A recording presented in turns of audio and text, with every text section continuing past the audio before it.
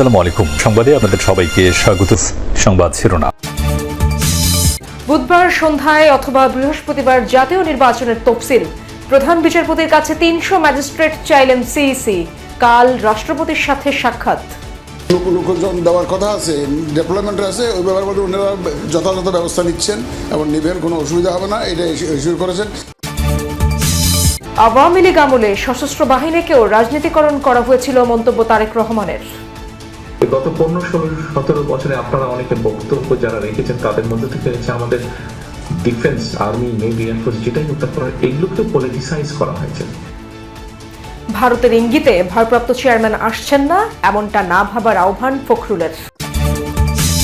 গুরুত্ব পাচ্ছে না সংস্কার, ক্ষমতায় যেতে ব্যস্ত বিএনপি জামায়াত, বললেন এনসিপির সদস্য সচিব আক্তার। ভোটের হিসেব নিকেশে রাজনীতির গতিপথ নির্ধারণ সম্ভব নয়। গণমাধ্যম, সশস্ত্র বাহিনী, বিচার বিভাগ সহ সবকিছুই নিয়ন্ত্রণ করতেন শেখ হাসিনা। ট্রাইব্যুনালে হাসনাত আব্দুল্লাহ। বিচারের মাধ্যমে সেনাবাহিনীকে কলঙ্কমুক্ত করার আহ্বান। সিলেটে পুলিশ কর্মকর্তাকে ছুরিকাঘাতের ঘটনায় নিষিদ্ধ ছাত্রলীগের কেন্দ্রীয় নেতা রাজু আটক। রাজধানীতে মা মেয়ে খুনের ঘটনায় গ্রেপ্তার হয়নি কেউ। দুর্নীতিবাজ চাঁদাবাজদের ভোট না দেয়ার আহ্বান দুদক চেয়ারম্যানের। সংস্কারের পথে সবচেয়ে বড় বাধা আমলাতন্ত্র, অভিযোগ টিআইবির নির্বাহী পরিচালকের।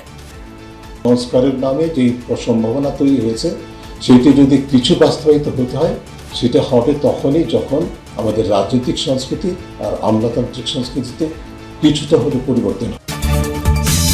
আসন্ন নির্বাচনে ম্যাজিস্ট্রেসি দায়িত্ব পালনের জন্য প্রধান বিচারপতির কাছে ৩০০ জন বিচারক চেয়েছেন সিইসি। প্রধান বিচারপতি এই বিষয়ে সহযোগিতার আশ্বাস দিয়েছেন বলে জানান তিনি। এএমএম নাসির উদ্দিন বলেন, নির্বাচনের ট্রেনে উঠে গেছে তার কমিশন। দুপুরে প্রধান বিচারপতির সাথে সাক্ষাৎ শেষে এসব তথ্য জানান তিনি। নির্বাচন ও গণভোটের তফসিল সামনে রেখে দুপুরে প্রধান বিচারপতি সৈয়দ রেফাত আহমেদের সাথে সাক্ষাৎ করেন প্রধান নির্বাচন commissioner AMM Nasir Uddin.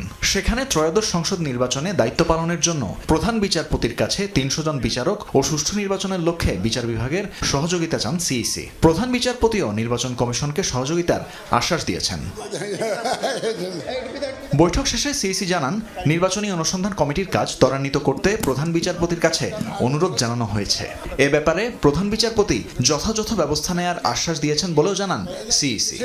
Electoral inquiry কমিটির যাতে ওনারা ডেপ্লয় করবেন আমাদের শিডিউল ঘোষণার সাথে সাথে এই কাজটা যাতে ত্বরান্বিত করেন উনি, সেটা ওনাকে একটু রিকোয়েস্ট করেছে। চলতি সপ্তাহেই তফসিল হয়ে যাবে বলেও জানান প্রধান নির্বাচন কমিশনার। যে লোকজন দেওয়ার কথা আছে, ডেভেলপমেন্ট আছে, ওই ব্যাপারে ওনারা যথাযথ ব্যবস্থা নিচ্ছেন এবং নিবেন, কোনো অসুবিধা হবে না, এটা ইস্যু করেছেন।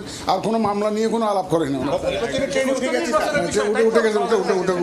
এর আগে সোমবার পোস্টাল ব্যালট বাতিলের ৬ কারণ উল্লেখ করে সংসদীয় আরপিওর গ্যাজেট প্রকাশ করেছে নির্বাচন কমিশন। একই সাথে জানিয়েছে পোস্টাল ব্যালটে থাকবে না স্থগিতকৃত প্রতীক। সেই ব্যালটে থাকা প্রতীকগুলোয় দাগ দেয়া না থাকলে বা একাধিক টিক বা ক্রস দেয়া থাকলে ব্যালট বাতিল হিসেবে গণ্য হবে।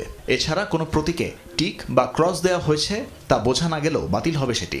গণনা শুরুর আগে রিটার্নিং অফিসারের কাছে না পৌঁছালে, আদালত প্রার্থী তালিকায় পরিবর্তন আনলে, ঘোষণাপত্রে ভোটারের সই না থাকলে সেই ব্যালট বাতিল বলে বিবেচ্য হবে। সংশোধিত আরপিওতে উল্লেখ করা হয়, পোস্টাল ব্যালটের জন্য রিটার্নিং অফিসারের কার্যালয়ে ভোট কেন্দ্র হিসেবে ধরা হবে। এছাড়া ব্যালট গণনায় রিটার্নিং অফিসার, একজন প্রিজাইডিং অফিসার ও কয়েকজন পোলিং অফিসার নিয়োগ দেবেন। আওয়ামী লীগের আমলে ৩ বাহিনীকে রাজনীতিকরণ করা হয়েছে বলে মন্তব্য করেছেন বিএনপির ভারপ্রাপ্ত চেয়ারম্যান তারেক রহমান।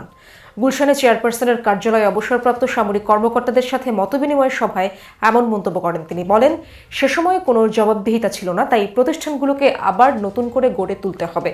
এ সময় তারেক রহমান জানান, চিকিৎসকরা বারণ করলেও সশস্ত্র বাহিনী দিবসের অনুষ্ঠানে গিয়েছিলেন খালেদা জিয়া। তিনি মানসিকভাবে উৎফুল্ল ছিলেন, কেননা সামরিক বাহিনীর সাথে জিয়া পরিবারের সম্পর্ক অত্যন্ত ঘনিষ্ঠ।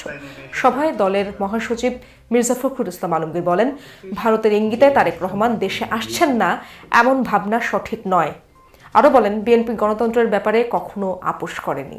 গত 15-17 বছরে আপনারা অনেকে বক্তব্য যারা রেখেছেন তাদের মধ্যে থেকে হচ্ছে আমাদের ডিফেন্স, আর্মি, নেভি, এয়ারফোর্স যেটাই উত্তর করা এগুলোকে পলিটিসাইজ করা হয়েছে। এগুলো যেরকম পলিটিসাইজ হয়েছে, এর বাইরে যেই ইনস্টিটিউশনগুলো আছে গভর্নমেন্টের, কম বেশি সবগুলোকেই কিন্তু সিস্টেমেটিক্যালি ধ্বংস করে দেওয়া হয়েছে। সংস্কার নিয়ে কথা বলছে না রাজনৈতিক দলগুলো, ক্ষমতায় যাওয়া নিয়ে ব্যস্ত বিএনপি জামায়াত। শুধু ভোটের হিসাব নিকাশ দিয়ে রাজনীতির গতিপথ নির্ধারণ সম্ভব নয়। জাতীয় যুব শক্তির প্রতিনিধি সম্মেলনে যোগ দিয়ে এসব কথা বলেছেন এনসিপির সদস্য সচিব আক্তার হোসেন। দলটির মুখ্য সমন্বয়ক নাসিরউদ্দিন পাটোয়ারি জনগণের প্রতি আহ্বান জানিয়েছেন দুর্নীতিবাজ আর ধর্ম ব্যবসায়ীদেরকে লাল কার্ড দেখাতে। রাজধানীর আবু সাইদ কনভেনশন সেন্টারে এনসিপির যুব সংগঠন জাতীয় যুব শক্তির জাতীয় প্রতিনিধি সম্মেলন। অংশ নিয়েছেন দেশের বিভিন্ন প্রান্ত থেকে আসা সংগঠনটির নেতাকর্মীরা। 100 থেকে 0-তে নামতে 36 দিন লাগে নাই, 0.6 থেকে 90 যেতেও 36 দিন লাগবে না। বক্তাদের বক্তব্যে উঠে আসে সমসাময়িক রাজনীতির বিভিন্ন দিক। আওয়ামী লীগকে প্রাসঙ্গিক করতে কাজ করছে অনেকে। নেতাদের বক্তব্যে উঠে আসে এমন অভিযোগ। এক ধরনের রাজনৈতিক এজেন্ডাই থাকে, আপনি রাজনীতি করে করে জান্নাতে চলে যাবেন, তাহলে তো আপনার ইহজগতে কিছু পাবেন না, ওই আশায় আপনাকে ছেড়ে দেওয়া লাগে। আরেকদল দুর্নীতি, চাঁদাবাজি, রাহাজানি এতে ব্যস্ত। তাহলে এখন বাংলাদেশের মানুষের উপায় কই? বর্তমানে তো এই অবস্থা হয়েছে, যদি আওয়ামী লীগ যদি ফিরে আসে তাহলে বিএনপি আর জামাতের মধ্যে কম্পিটিশন লাগবে, কে আগে আওয়ামী লীগের সাথে গিয়ে জোট করবে। যারা আওয়ামী লীগকে প্রাসঙ্গিক করে জনমত জরিপ করছেন তাদেরকে আমরা বলবো আপনারা সেখান থেকে বের হয়ে আসুন। দুর্নীতিবাজ আর ধর্ম ব্যবসায়ীদের লাল কার্ড দেখাতে জনগণের প্রতি আহ্বান জানান এনসিপির মুখ্য সমন্বয়ক নাসিরউদ্দিন পাটোয়ারি। শহীদ আবু সাইদ হত্যা মামলায় ট্রাইব্যুনালে সাক্ষ্য দিলেন এনসিপি নেতা হাসনাত আব্দুল্লাহ। তিনি বলেন, গণমাধ্যম, সশস্ত্র বাহিনী ও বিচার বিভাগ সহ সবকিছুই নিয়ন্ত্রণ করতেন শেখ হাসিনা। জুলাই হত্যাকাণ্ডে জড়িত সেনা কর্মকর্তাদের বিচারের মাধ্যমে সেনাবাহিনীকে কলঙ্কমুক্ত করার দাবি জানান তিনি। এদিন জয়েন্ট ইন্টারোগেশন সেল জেআইসি সেলে ২৬ জনকে গুম করে নির্যাতনের মামলায় শেখ হাসিনা সহ ১৩ জনের বিরুদ্ধে অভিযোগ গঠনের আদেশ ১৪ ডিসেম্বর ধার্য করেছেন ট্রাইব্যুনাল। জুলাই গণঅভ্যুত্থানের প্রথম শহীদ আবু সাইদ হত্যা মামলার বিচার প্রায় শেষ পর্যায়ে। মঙ্গলবার এই মামলায় সাক্ষ্য দিতে আন্তর্জাতিক অপরাধ ট্রাইব্যুনালে আসেন জাতীয় নাগরিক পার্টির নেতা ও জুলাই অভ্যুত্থানের অন্যতম সমন্বয়ক হাসনাত আব্দুল্লাহ। এদিন জবানবন্দিতে হাসনাত আব্দুল্লাহ জুলাই আন্দোলনের প্রেক্ষাপট, আইন শৃঙ্খলা বাহিনী, আওয়ামী লীগ, ছাত্রলীগের নৃশংসতার বর্ণনা তুলে ধরেন। আবু সাইদ হত্যায় বেগম রোকেয়া বিশ্ববিদ্যালয়ের প্রশাসন ও আইন শৃঙ্খলা বাহিনীর জড়িত সদস্যদের বিচার চান তিনি। সেই সাক্ষ্যে উনি ওনার এই আন্দোলনে ওনার অংশগ্রহণ, ওনার আটক, ওনার উপরে নির্যাতন এবং উনি কি কি দেখেছেন, কি কি করেছেন, ওনার সকল ঘটনার বর্ণনা করেছেন। মিলিটারি, মিডিয়া, জুডিশিয়ারি এর সাথে যুক্ত হয়েছিল ব্যুরোক্রেসি। এই তিনটা নেক্সাসকে উনি এমনভাবে নিয়ন্ত্রণ করেছিল যেটার মধ্য দিয়ে উনি রাষ্ট্রের তথৈবচ অবস্থা করতে সক্ষম হয়েছিলেন। জুলাই হত্যাকাণ্ডে জড়িত সেনা কর্মকর্তাদের বিচারের মাধ্যমে সেনাবাহিনীকে কলঙ্কমুক্ত করার দাবি জানান হাসনাত আব্দুল্লাহ। বলেন, গণমাধ্যম, সশস্ত্র বাহিনী ও বিচার বিভাগ সহ সবকিছুর নিয়ন্ত্রণকর্তা ছিলেন শেখ হাসিনা। এই কতিপয় সদস্য ছিল, বিপদগ্রস্ত কিছু সদস্য ছিল যারা হাসিনার লেসপেন্সার হিসেবে যারা সব অপরাধের বৈধতা উৎপাদন করেছে, আনায়গরের বৈধতা উৎপাদন করেছে। আমরা চাই সেগুলোর বিচার নিশ্চিতের মধ্য দিয়ে সেনাবাহিনীকে কলঙ্কমুক্ত করা হবে।